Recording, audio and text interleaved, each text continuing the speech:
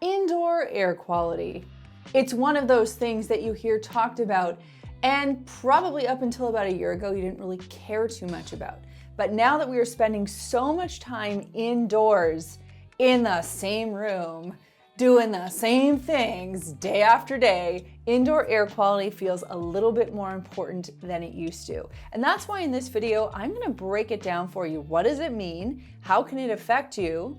And what can you do about it? Just a quick note that Dyson helped us put this video together. They provided me with a lot of research details, and they did a really disgusting test in my home, which I'm gonna share with you in a second.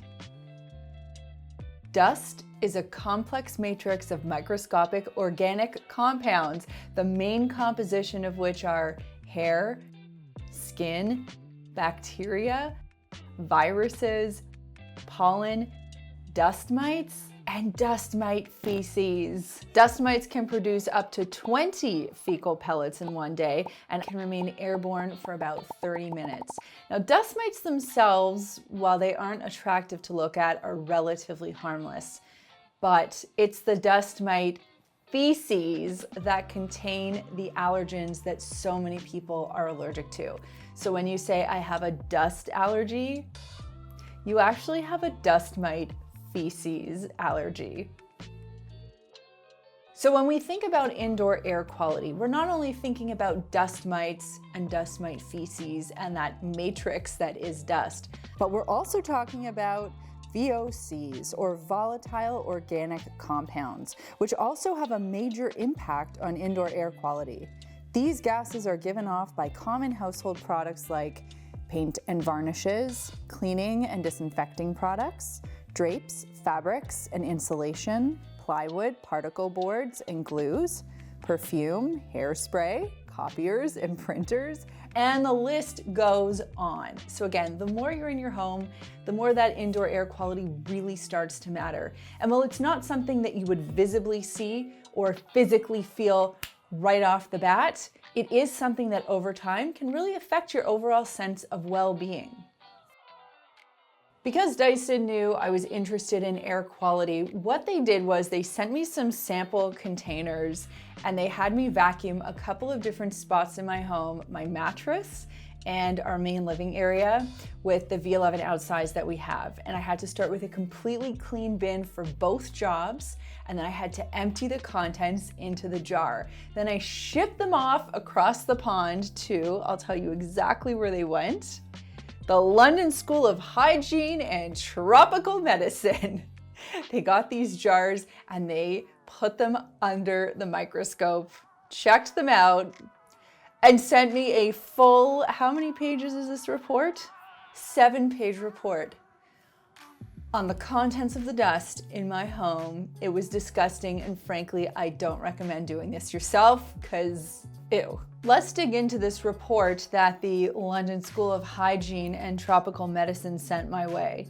So in my household dust, they actually included in this document a photo of the actual dust mite found in the sample jar. It is so gross, but I do feel the urge to name it. So if you have any pet names for this dust mite, you can drop it in the comments down below.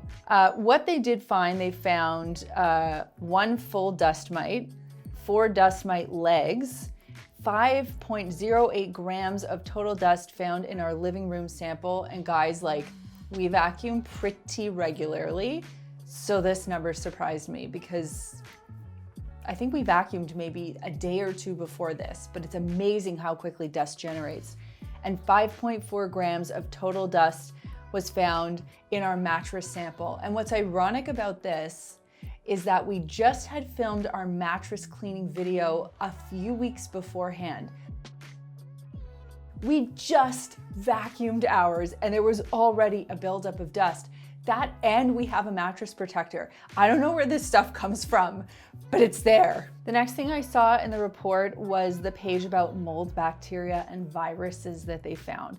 So they essentially took the samples, put them in a petri dish, and then they grew some moldy stuff. And what they said here is that bacteria, mold, and fungi are types of microbes that are both found indoors and outdoors, And this has to do really with the humidity levels in your home. The more humid your home, the more moisture there is in your home, the more likely you are to incubate this type of stuff there.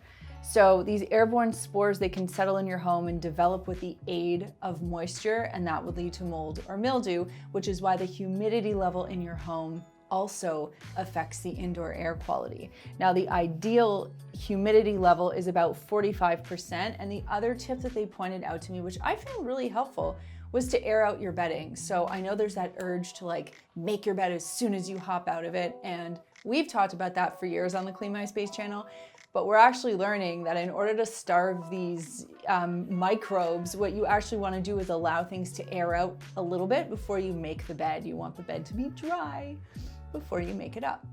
And just a smattering of the other particles they found in the house. 1 insect egg and body. Frankly, I'm surprised they didn't find more. There were always bugs in this house. 1 strand of cat hair. That impressed me. That means we're doing something right because my cat sheds.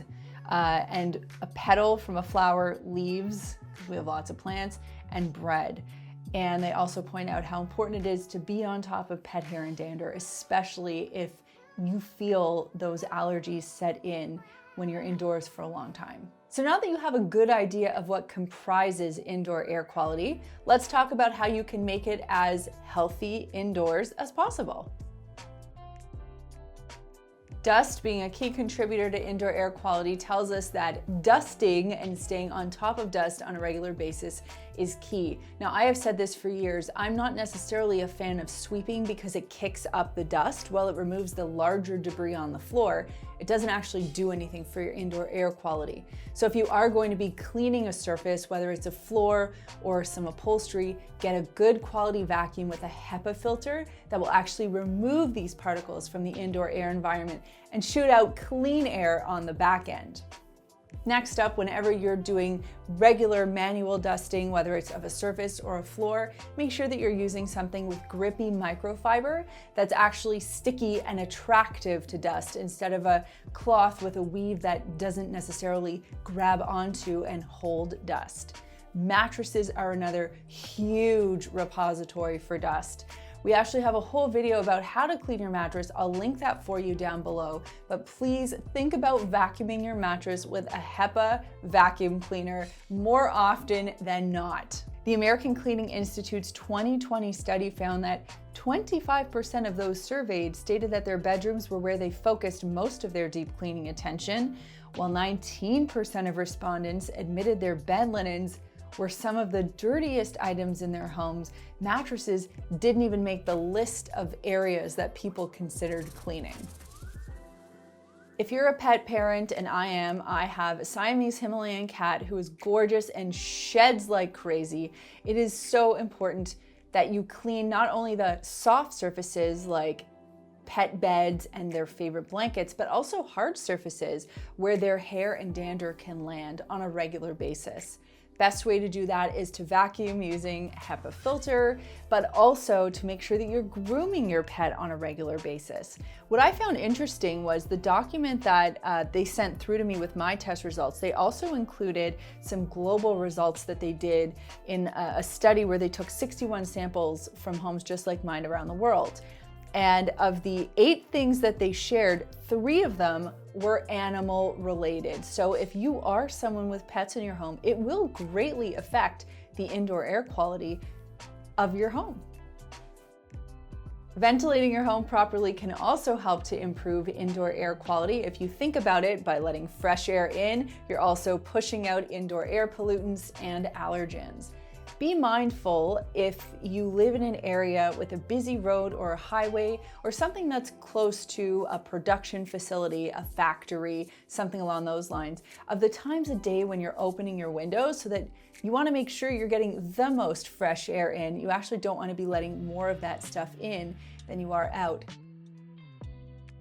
Moisture's really good when you're trying to bake a good cake or keep your skin looking young, but it's actually quite detrimental to the indoor air quality of your home.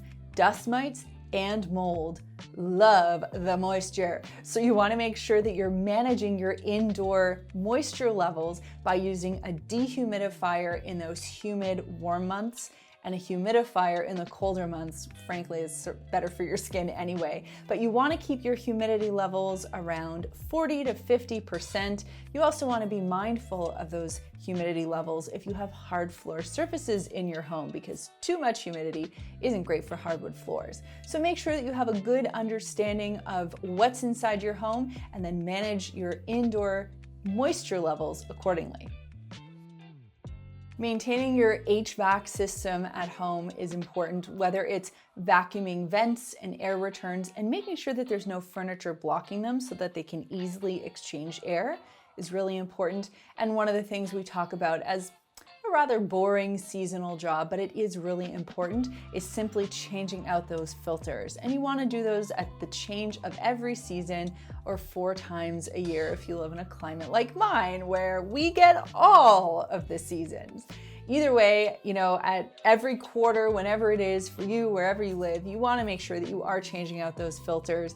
And one of the most horrifying things, it's like when you vacuum and there's a clear canister where you can see all the dust and dirt that you vacuumed up. When you pull out one of those filters, you can see all of the dust that it has caught that didn't make it into your indoor air. So keeping those things clean and clear really does affect how great you feel breathing your air inside your home. Air purifiers have been around for a long time, and we've been talking about them for a long time, but most people haven't, and that's just because they haven't been home enough to really care about indoor air quality. But over the past year, there's definitely been an uptick in interest, and I've heard a lot more people picking them up, and I know that their sales are increasing, and that's because we are so much more attuned to what's going on with the air inside our home. So the one that we're currently running is the Dyson Pure Humidify Plus Cool. And I'm gonna walk you through some of the cool features. One of the ones I'm most excited about is that it is self-cleaning. So if you've ever had to disassemble a humidifier before and clean it, you understand how annoying and gross that job can be. This one actually cleans itself. It's pretty awesome. Some of the other things that this great tool does, it automatically purifies your air, hygienically humidifies your air, it cools you, and it is also connected to the Dyson app, which is pretty neat. It has a sealed 360-degree filtration system, which means it combines an activated carbon filter to remove gases and odors, and a sealed HEPA filter to capture 99.97% of particle pollutants as small as 0.3 microns. So once that stuff goes in, it's not coming out. And as always, I believe in quality over price. If I'm investing in something, I want to make sure that it's going to do the job it needs to do. So you can get air purifiers that are inexpensive, but I really want you to consider what they are capable of doing in comparison to some of the more expensive models. Now, I'm not saying you have to get the most expensive model, but I'm just saying you want to get something that's actually going to do what it says it's going to do on a long-term basis.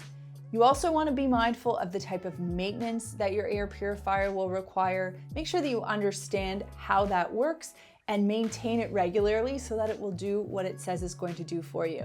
Obviously, the more expensive ones comes with more bells and whistles, so you have to strike that balance between quality and price and what works for your budget, but ultimately get something that can do the job well. One of the great side effects of having clean indoor air is that the air in your house won't smell like anything, so smelly house no more.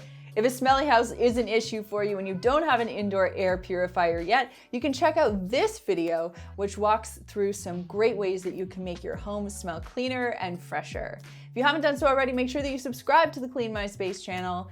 Thanks so much for watching, and we'll see you next time.